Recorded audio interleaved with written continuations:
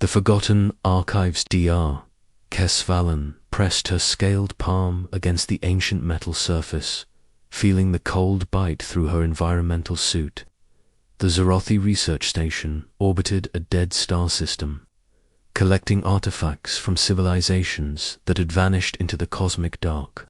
As the galaxy's leading archaeologist, Kes had spent 30 years studying extinct species, but none fascinated her more than the humans.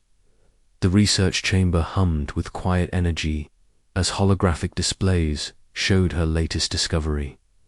She had found this artifact buried in the ruins of a space station at the edge of known space. The metal was unlike anything in the galactic database, smooth and dark, yet it seemed to pulse with internal light when touched by organic matter. Another human relic, her assistant Jorik muttered, his crystalline features reflecting skepticism. The Zentari scholar had never believed in the human legends. Perhaps we should focus on species that actually existed. Kes turned her large golden eyes toward him, her tail swishing with annoyance. The Vazari were known for their patience, but Jorik tested even her limits.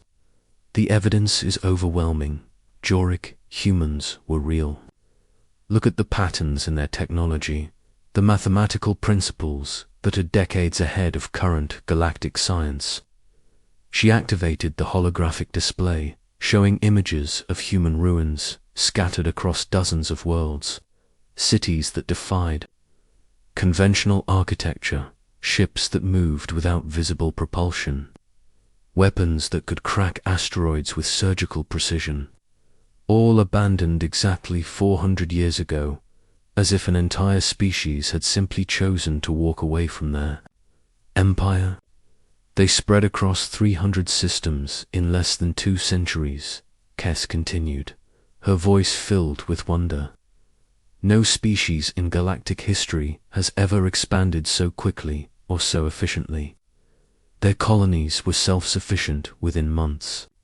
Their technology adapted to any environment. Jorik's crystalline body chimed softly, his species equivalent of a sigh. Then where are they? If humans were so advanced, so adaptable, what happened to them? Before Kes could answer, the artifact began to glow. Not the gentle pulse she had observed before, but a brilliant radiance that filled the chamber with white light. Both researchers stepped back as the metal surface became mirror smooth, reflecting their startled faces. Then it spoke. The voice was clear, speaking in perfect galactic standard, though it carried an accent that no living being had heard. For 4 centuries. Archive authentication complete. Genetic markers confirmed. Activating beacon protocols 7-7 Alpha. Kes nearly dropped her scanner. Jorik, are you recording this? Every wavelength, he whispered, his usual skepticism replaced by wonder. The energy output is off the charts. This thing is broadcasting on frequencies we thought were impossible to generate. The artifact projected a 3-dimensional map of the galaxy, with thousands of points of light scattered across the spiral arms. As they watched, the lights began to pulse in sequence, creating a pattern that spiraled inward toward the galactic core. Greetings, Keeper Valen of the Zorothi Research Station. The voice knew her name. Your dedication to preserving human history has been noted and appreciated. The time for silence has ended. Kes felt her heart skip a beat. All 3 of them. You're human. You're actually human. Commander Alina Vasquez of the Silent Fleet, the voice replied. We've been watching your work, Doctor. Your papers on human technological adaptation were particularly insightful, though you missed several key innovations. The Silent Fleet. Jorik's crystals chimed in confusion. There's no record of any human military organization by that name. The hologram shifted, showing images of massive ships unlike anything in the galactic databases. They were sleek and organic-looking, as if grown rather than built, with surfaces that seemed to bend light around them. Hundreds of vessels drifted in perfect formation around what looked like an artificial moon. 400 years ago, humanity faced a choice, Commander Vasquez continued. We could continue expanding, claiming worlds, and building an empire that would inevitably clash with other species. Or we could prepare for something far worse. The star map changed, showing dark regions at the galaxy's edge, where entire systems had gone silent. The darkness was spreading inward like a plague, consuming everything in its path. The void swarm, Vasquez said, and even through the artifact's translation, the words carried a weight of terrible knowledge, an ancient force that devours reality. Itself, they consumed the Andromeda galaxy 3 million years ago. Now they've found us. Kes stared at the display in horror. The dark zones represented thousands of worlds, billions of lives. How long have you known? Since we first detected their scout ships entering the galaxy's outer rim, we had a choice. Warn the galactic community and watch civilization tear itself apart in panic, or disappear and use the time to prepare. The commander's voice carried centuries of burden. We chose sacrifice. The hologram showed human worlds being evacuated, entire populations vanishing overnight. Ships loaded with civilians departed for unknown destinations, while others stayed behind to maintain the illusion of normalcy. Within months, every human settlement appeared abandoned, their technology left behind as if the species had simply evolved beyond the need for material possessions. We've spent 4 centuries building the fleet you see before you, Vasquez continued.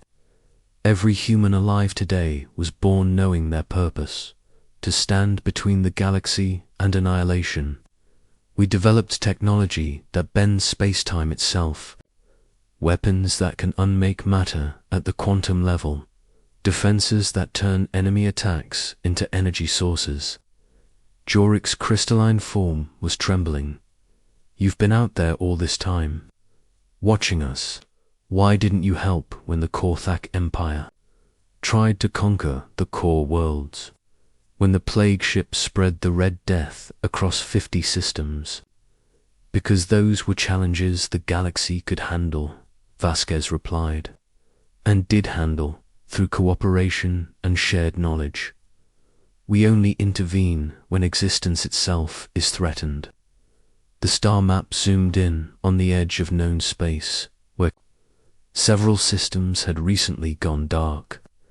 Long-range sensors had detected nothing, as if entire star systems had simply ceased to exist. The Void Swarm has begun their advance, the commander said. Their first wave will reach inhabited systems within 6 months. Their main force numbers in the millions of ships, each one capable of consuming a planet's entire population in hours. Ke felt sick. The scale of the threat was beyond anything she could comprehend. What can we do? How do we fight something like that? You don't fight the Void Swarm, Vasquez said simply. You survive it, and hope that 400 years of preparation was enough. The artifact's glow began to fade, but the commander's voice remained strong. Dr. Valen, we need you to deliver a message to the Galactic Council. Tell them that humanity is coming home.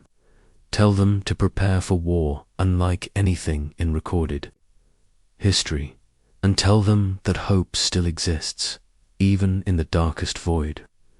The connection ended, leaving Kes and Jorik alone with their racing hearts and the terrible knowledge of what was coming. Outside the station's windows, the stars looked different now, less like distant lights and more like targets waiting to be consumed. What do we do now? Jorik asked, his usual confidence shattered. Kess straightened her shoulders, feeling the weight of responsibility settle on them like a familiar cloak. "We do what humans taught us through their sacrifice," she said. "We prepare, we warn everyone, and we prove that even in the face of extinction, intelligence and courage can find a way to survive." She began composing the message that would change the galaxy forever, unaware that across the cosmic dark, ancient ships were stirring to life, and an enemy older than civilization was preparing to feed once again. The ancient enemy awakens 3 months after Dr. Vallon's warning reached the Galactic Council. The first attacks began. The mining colony of Zarian Prime simply vanished overnight. One day, their automated beacon transmitted routine status reports. The next day, silence. When the rescue fleet arrived, they found empty space where a planet should have been. Admiral Sarah Chen stood on the bridge of the UHS Redemption, humanity's flagship and the largest vessel ever constructed. 400 years of preparation had produced technology that seemed like magic to the rest of the galaxy. The ship itself was grown rather than built, its living metal hull responding to her thoughts and emotions. "Status report," she commanded, her voice carrying across the bridge through both sound and neural link. Her crew was no longer entirely human in the traditional sense. Centuries of genetic optimization and technological integration had created something new, something perfectly adapted for the war ahead. Long-range sensors detect 17 more systems going dark, reported Commander Jackson Torres, his augmented eyes processing data streams directly from the ship's consciousness. "The pattern is consistent with void swarm feeding behavior. They're consuming entire worlds to fuel their advance." Sarah nodded grimly. At 60 years old, she was young by human standards. Medical advances and genetic modifications meant humans now lived for centuries, giving them time to develop wisdom alongside their technology. She had been born knowing this day would come, trained from childhood to command humanity's response to the greatest threat the galaxy had ever faced. "Sir," the communications officer called out. "We're receiving a transmission from the Galactic Defense Force. Admiral Dex is requesting immediate assistance at the Kronos system." Sarah closed her eyes for a moment, accessing the tactical data flowing through her neural implants. The Kronos system contained 12 inhabited worlds and over 3 billion souls. The Galactic Defense Force had assembled their largest fleet in history to defend it. 800 ships representing 47 different species. They wouldn't be enough. "Set course for Kronos," she ordered. "Signal the silent fleet. It's time to come out of the shadows."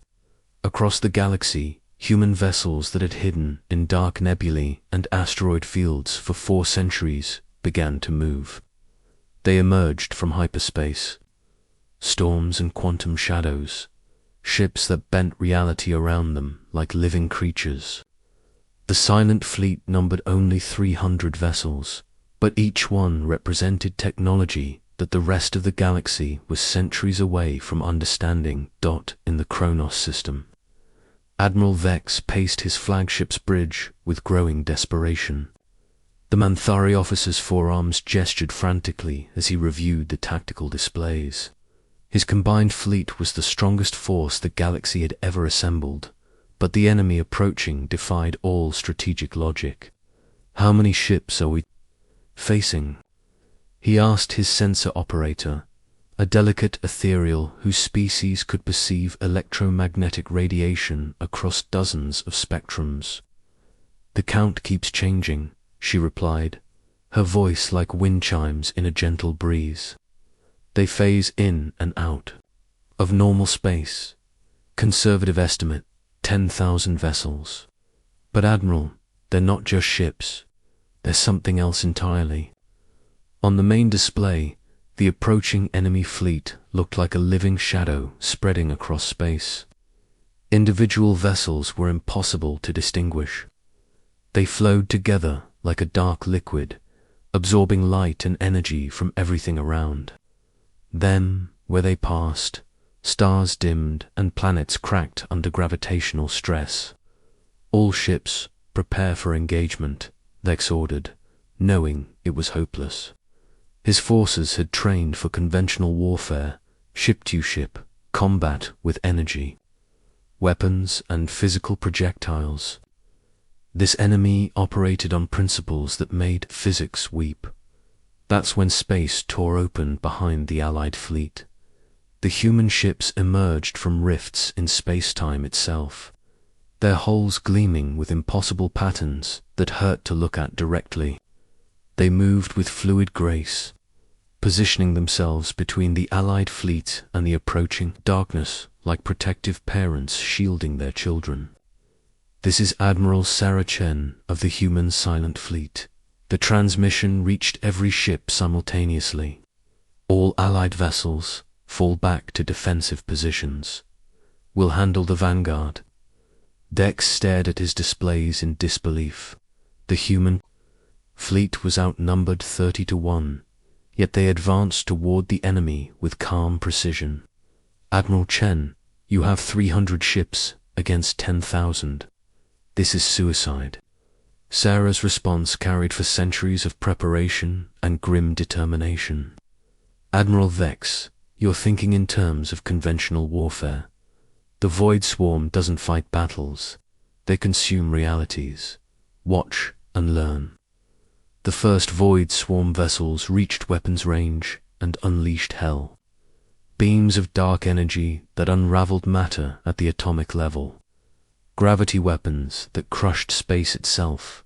Reality distortions that made time flow backward. Any conventional fleet would have been obliterated in seconds. The human ships simply weren't there when the attacks arrived. They phased through dimensions, existing in multiple realities simultaneously. When they fired back, their weapons defied every law of physics the galaxy understood. One human destroyer targeted a Void Swarm, capital ship, and fired what looked like a small star. The miniature sun passed through the enemy's shields as if they didn't exist and consumed the vessel from the inside out. "Impossible," whispered Dex's sensor operator. "They're manipulating fundamental forces like they're toys." But the most shocking moment came when a massive void entity, larger than a space station and crackling with reality-warping energy, emerged from the swarm. It began to consume one of the human vessels, its dark tendrils wrapping around the ship's hull. Instead of being destroyed, the human ship began to glow with the same energy as its attacker. The vessel was converting the void entity's consuming force into fuel, growing larger and more powerful with each passing second. When it fired, the beam punched through 17 enemy ships in a straight line. "We learned to feed on what feeds on us," Sarah's voice explained calmly.